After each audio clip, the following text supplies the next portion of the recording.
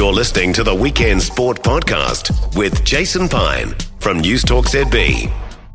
I think it really came from, having lived in Italy for the past two America's Cup cycles, competing for them, and just seeing firsthand, the talent that's out there, the guys and girls, this next generational talent that's coming through. And that was really evident. If you look at the female America's Cup and the youth America's Cup, Italy won both of those. Italy's always been, quite a strong sailing nation. The other side is just the fan base and the commercial upside. I mean, man, they are passionate fans, they're really loyal, and just a big following for the sport of sailing.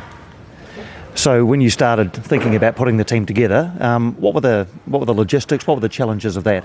Yeah, it really started, at first I was involved with the US team, running that, and then we ended up selling the team to Ryan McKillen.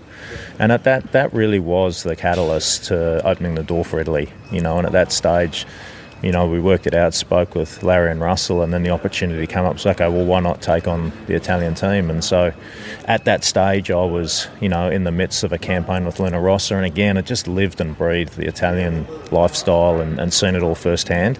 Plus, even when I was representing the American team, we would go to the Italian event, and it was like this event. It was completely sold out, fans everywhere, and there was no Italian team at that stage. So I just knew as soon as we got a national team together, it would, I think it eventually will get there competitively, just like any team, but the support they will get, both commercially and from a fan base, will be one of the best, I reckon. Yeah, I don't want to jump too far ahead, but when you think of Event 10, I think it is in Taranto. I mean, can you imagine the scenes there when there is an Italy team there? Yeah, exactly. I mean, it'll be crazy. I mean, the Italian fans, I can tell you, it's like a religion following their sporting teams.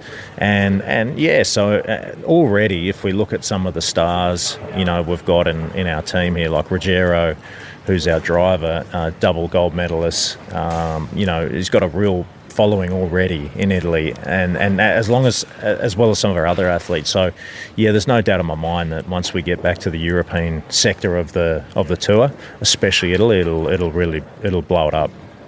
And you got Kyle Langford across as well. How did that conversation play out?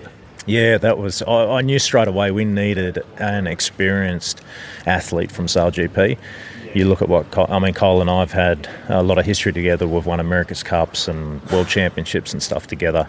One of the top athletes in SailGP, and let's face it, he's won every season but one, and they were a close second last season when the Spanish won. So to be able to secure Kyle was huge, because this is a new team.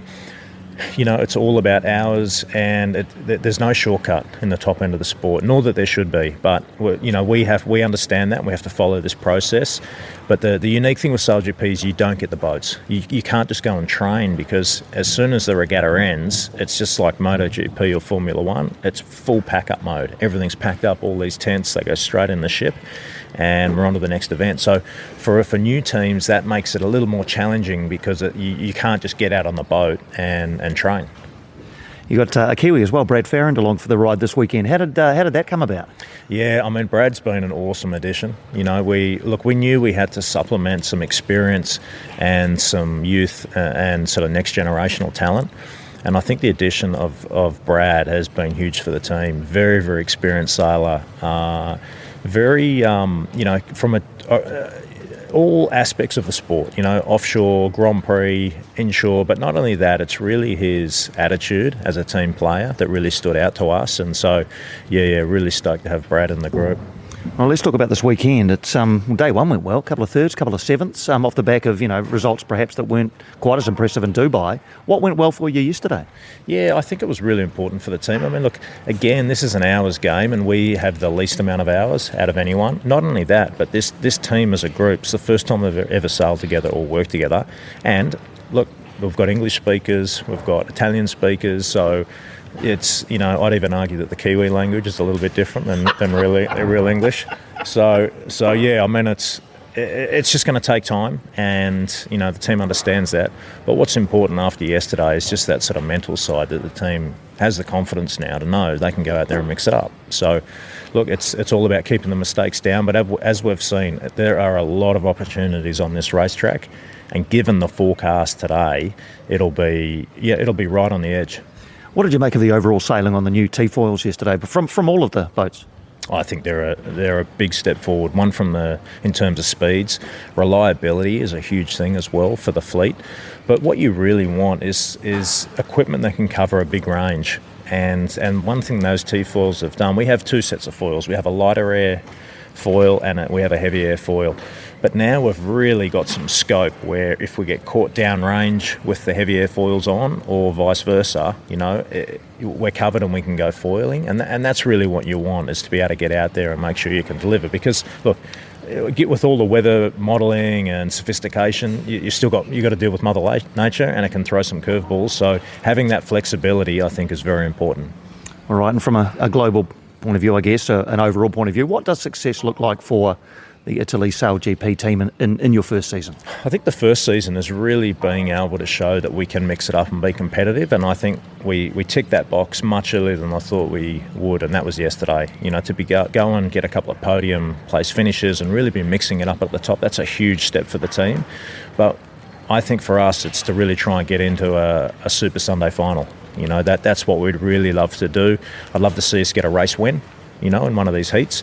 But yeah, if we can get into one of the Super Sunday finals, I think that will really be a great achievement for a new team. And I think that we'd be looking at that hopefully by the sort of second half of the season. Do you miss being out there? Mate, it's the hardest thing in the world, just sitting on the sideline and watching. I don't know how people do it. It's just so... I've never been so stressed in my life. Yeah. Jimmy, great to chat to you, mate. All the best for the rest of the season with Italy. Thanks very much. For more from Weekend Sport with Jason Pine, listen live to News Talk ZB weekends from midday, or follow the podcast on iHeartRadio.